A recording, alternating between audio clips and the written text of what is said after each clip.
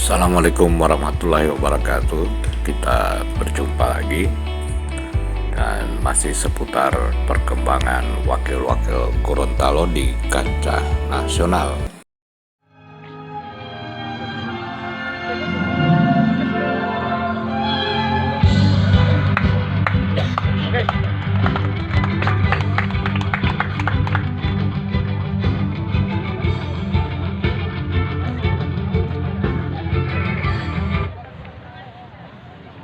Semangat Daeng.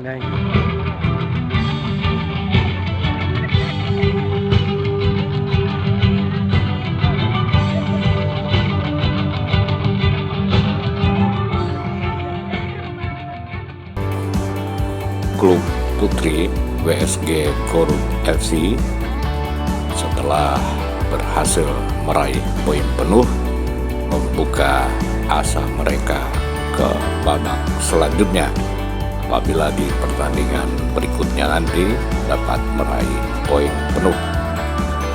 FC Garut atau WSG Garut berhasil menumpangkan Nusa Tenggara Barat atau NTB dengan skor yang cukup telak 5-0. Dengan hasil ini FC Garut mengantongi poin 4 dari sekali menang, sekali seri, dan sekali takluk dari tim Jawa Timur. Pertandingan selanjutnya FC Garut akan melawan Kalimantan Barat. Dan apabila memenangkan pertandingan, maka peluang untuk ke next round kembali terbuka bagi WSG Garut.